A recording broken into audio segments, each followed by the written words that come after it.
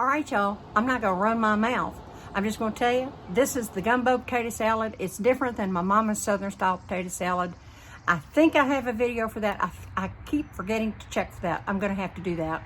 But anyway, this is a special potato salad gumbo. Your seasonings are adjustable to your taste. I'm giving you a base recipe. I jabbed mine up, honestly, a little more than I probably did in this video. But having said that, this, oh, it's so good. Now, my daddy, he'd put his gumbo in the bowl with his gumbo. I didn't do that. I always prefer to have mine on the side. But when you eat it all together, woo, Lord, that is some good eating, y'all. Without further ado, let's get into making the gumbo potato salad.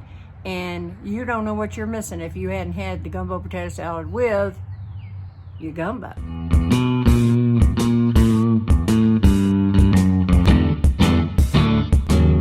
We're gonna make our Cajun gumbo, Creole, whatever you want to call it. Our Louisiana potato salad for gumbo is made slightly different than Mama's regular potato salad. This is going to be for the potato salad that goes with the gumbo, all right?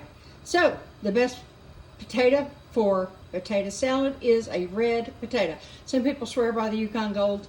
I've used them too.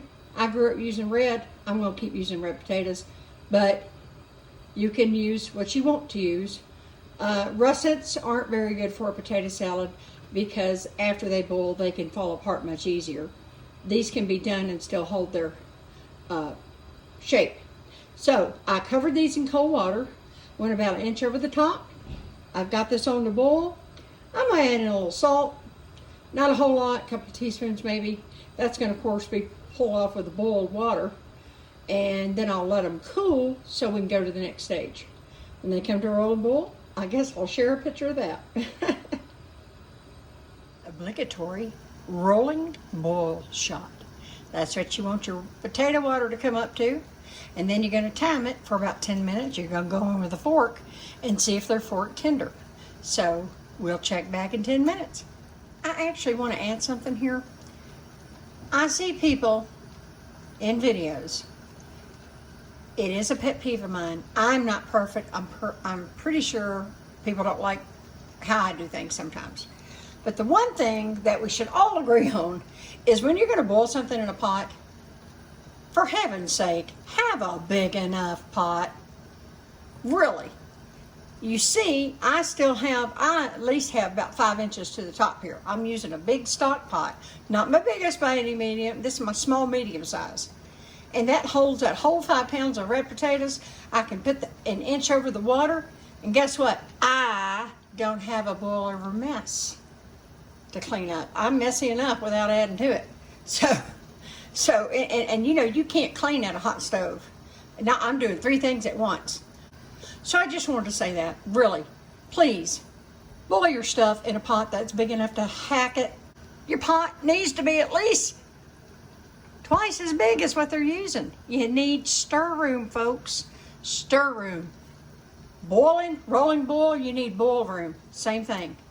They try to saute like a whole bunch of stuff in a little tiny, tiny pan. You know, get a bigger pan. Or just do things one at a time or something. Whatever you do, accommodate, but don't use something too small. Your food won't come out right. Anyway, I'm going to step off my soapbox now. Back to your regularly scheduled programming. Quick update. Now, I can get my fork in, but it's not quite fork tender.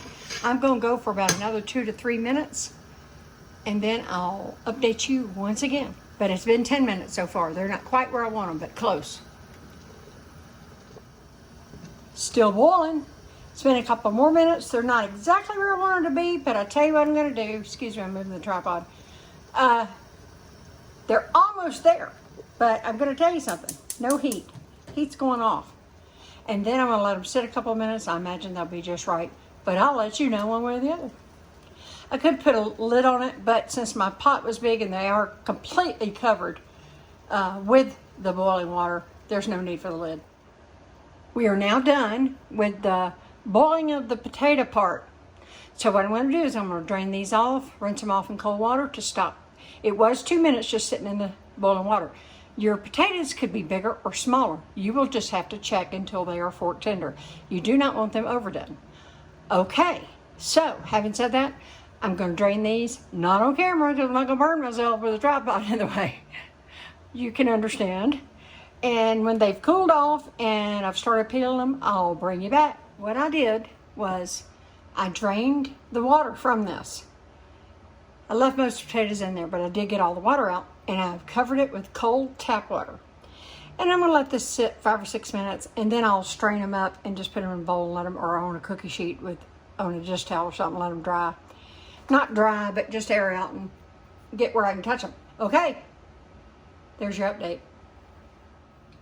Okay, obviously the potatoes cooled, I peeled them, I chopped them, I put them all in the bowl, I cut them into, bite-sized pieces. And then what I like to do is I come in and about half of them, I just kind of, not trying to do a thorough mash up, hope I'm not hitting that tripod, and I come down and I mash them. About half of them, I've already done that really. So, this is different, like I said, from Southern style potato salad. All right, I have a little over a cup of mayonnaise, I have a half teaspoon of pepper, and I have half a teaspoon of salt. Of course, you'll salt and pepper it to taste on your plate or in your little bowl, side bowl, or whatever. This is 6 boiled eggs. My potatoes were 5 pounds. You can feel free to cut this in half for sure. And of course, I can't not put some Cajun mustard in there. That's my daddy coming out of me. And then if you had a stalk or two of celery, you could chop them up and put it in here. But previous video, I used all my celery absent-mindedly in the Holy Trinity. Anyway, this is awkward with the tripod. I'm going to stir it all up and then we'll come back up to the next step because I'll probably throw a little relish in there too. I did want to show you, I did add a little relish in here. And look, y'all, I'm giving you approximate measurements. I don't measure when I make potato salad. That is just the honest to God truth. And look, if you can't find Creole, use Dijon. This isn't, mustard potato salad. That kind. This is just an addition for flavor, but it's mainly the mayonnaise in this one. Remember, you're eating it alongside of gumbo. Whatever you do, don't let your eyes get bigger than your head. Once you get that gumbo and you eat potato salad, you're going to get full quick. Look how easy it was, guys. Believe it or not, that's it. Quick. Gumbo. I would have added celery. I didn't have any. I always add just a little bit of sweet relish. That is totally optional. And of course, you got to finish it off with a little paprika. Make it pretty. And the last thing to make it pretty, you gotta garnish it with green onion. All right, y'all, that's gonna be some good eating. I'll show you a complete thing when I dish up the gumbo in the previous video to this one. It's really all happening at the same time, folks. That's a secret. Don't tell anybody. Here it is, side by side, the finished product. Now, wasn't that easy? You can't get much more easy than that. Now look, if you want to use Yukon gold potatoes, knock yourself out. I grew up, when you make potato salad, red potatoes are the best for a potato salad. Again, I can only share with you what I do. You can change it up like you want to. I'm sharing with you how I do it. Anyway, I hope you're going to try this. And I love you guys. And I will see you in the next video.